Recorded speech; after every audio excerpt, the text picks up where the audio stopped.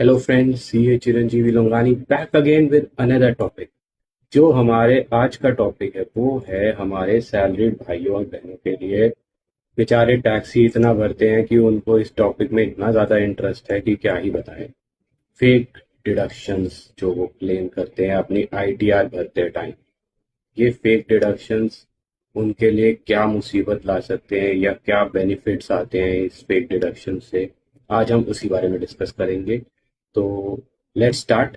सबसे पहले जो सबसे ज़्यादा कॉमन सेक्शंस हैं जहाँ पर हम डिडक्शंस को रॉन्गली क्लेम करते हैं, वो आपके रहते हैं leave travel allowances, house rent allowances, उसके अलावा 1014 1014 2, एटीसी, एटीसीसी डी, एटीडी, एटीई जो कि आपका होता है, जैसे एटीसी आपका इंश्योरेंस से रिलेटेड हो गया, एटीडी आपका मेडिक्लेम का हो गया, एटीजी आपका डोनेशन से रिलेटेड होता है।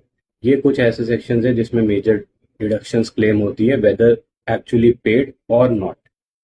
दूसरा, ये क्यों क्लेम होती है। इनको क्लेम करने का सिर्फ एक रीज़न होता है, या तो अपना रिफंड बढ़ाना या फिर अपनी टैक्स लायबिलिटी को रिड्यूस करना। सैलरी वालों को टैक्स टीडीएस काट के मिलता है, तो वो अपनी लायबिलिटी को रिड्यूस इन तरीकों से करते हैं। अब इसको करने से क्या हो सकता है, क्या उनके कॉन्सिक्वेंसेस आ सकते हैं।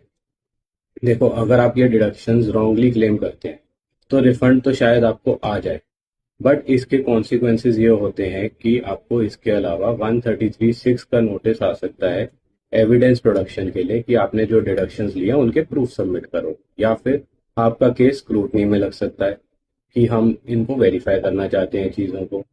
या फिर एक और चीज़ हो सकती है, 147 का नोटिस आ सकता है कि आपने मिस इंफॉर्मेशन दी है या मिस रिपोर्टिंग करी है अपनी इनकम की।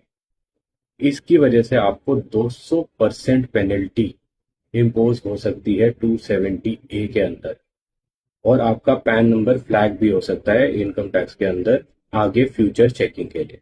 इसको अवॉइड करने के सिर्फ दो ही तरीके हैं। अपनी आईटीआर को करेक्टली भरें, जिन चीज़ों के आपके पास प्रूफ है सिर्फ वो ही डिडक्शंस क्लेम करें।